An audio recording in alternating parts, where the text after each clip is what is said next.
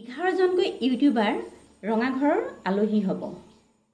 আপুনিও বাৰু ইউটিউবৰ ভিডিঅ' বনায় নেকি? যদি ভিডিঅ' বনায় তেনেহ'লে সাৱধান। আৰু এই 11জন ইউটিউবাৰ মাজত আপোনাৰ নামটো আছে নেকি চাবচোন। আৰু এই ইউটিউবাৰ কেইজনক কিয়নো ৰঙাঘৰৰ আলহী কৰিব বিচাৰিছে আপোনালোকক শুনাব বিচাৰিছোঁ এটা ভিডিঅ' ক্লিপৰ জৰিয়তে। এনেকুৱাই জঘন্য কাম কৰিছে যাৰ কাৰণে ছাত্ৰ ছাত্ৰীসকল তেওঁলোকৰ প্ৰৰোচনাৰ বলি হৈছে। গতিকে জনসাধাৰণ জাগ্ৰত হৈছে আৰু তেওঁলোকক ৱাৰ্ণিং দিছে, কিন্তু তেওঁলোকক দিয়া ৱাৰ্ণিংবিলাক তেওঁলোকে মানা নাই। গতিকে তেওঁলোকক এতিয়া ৰঙাঘৰৰ আলহী কৰাৰ ব্যৱস্থা কৰিছে।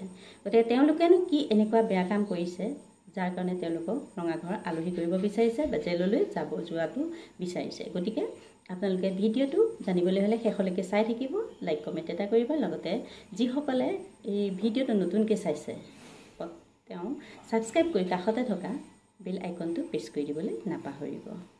বহুদিন ধৰি চাই আছো অসমৰ বিভিন্ন প্ৰান্তৰ পৰা কিছুমান ইউটিউবাৰে নিজৰ মুনাফাৰ কাৰণে এই ছাত্ৰ ছাত্ৰী আৰু কিছুমান অঞ্চলৰ মানুহক প্ৰৰোচনা কৰি আছে, মানে উৎসাহিত কৰি আছে যে তেওঁলোকে যাতে এই জুৱা খেলৰ গেমবিলাক খেলে।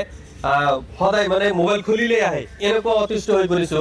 আমাৰ অঞ্চলৰ বহুত মানুহে মানে কৈ আছে আপোনালোকে কিবা এটা একশ্যন লওক ইয়াৰ বিৰুদ্ধে, যে আমি মোবাইল খুলিবই নোৱাৰো। মোবাইল খুলিলেই জুৱা খেলক, ইমুক গেম খেলক, তমুক গেম খেলক, ইমান টকা লাভ হ'ব, ইমান টকা আমি লাভ কৰিলো। এনেকুৱা কৰি বহুত ছাত্ৰ ছাত্ৰী তথা অঞ্চলৰ বহুত মানুহক মানে জোৰ কৰি পেলাইছে। তেওঁলোকক সাহায্য কৰাৰ কাৰণে আমি ছ'চিয়েল মিডিয়াত তেওঁলোকৰ বিৰুদ্ধে প্ৰতিবাদো কৰিছোঁ, কিন্তু এতিয়ালৈকে তেওঁলোকে প্ৰচাৰ কৰা বন্ধ কৰা নাই। গতিকে আমি এতিয়া আমি আইনৰ আশ্ৰয় লৈছোঁ। আজি আমি সন্তুলি আৰক্ষী চকীত আহিছোঁ, আহি কেনে তেওঁলোকৰ বিৰুদ্ধে আমি এজাহাৰ দাখিল কৰিলোঁ। এইটো এজাহাৰ। আৰু যিকেইজন আমি ইউটিউবাৰ পাইছোঁ, যিকেইজনে বিশেষকৈ বেছিকৈ প্ৰচাৰ কৰি আছে, তেওঁলোকৰ ফটোসহ আমি আৰক্ষী চকীক সমজাই দিছোঁ। তেওঁলোকে যাতে বিশেষ ব্যৱস্থা গ্ৰহণ কৰি এইসকল ইউটিউবাৰৰ বিৰুদ্ধে তেওঁলোকে সমাজখন ধ্বংস কৰিব সেনেকুৱা এটা পৰিকল্পনা লৈছে। তেওঁলোকৰ নিজৰ মুনাফাৰ কাৰণে সমাজখন ধ্বংস কৰি পেলাব। গতিকে মই অসম পুলিচ তথা DGP JP সিং ডাঙৰীয়া তথা আমাৰ মাননীয় মুখ্যমন্ত্ৰী মহোদয়ক অনুৰোধ জনাইছোঁ, হিমন্ত বিশ্ব শৰ্মা ডাঙৰীয়াক, তেওঁলোকে অতি সোনকালে এই চেঞ্চিটিভ মেটাৰত একশ্যন ল'ব লাগে আৰু এই কালপ্ৰিট কেইটাক মানে কৰায়ত্ব কৰি শাস্তি বিহিব লাগে।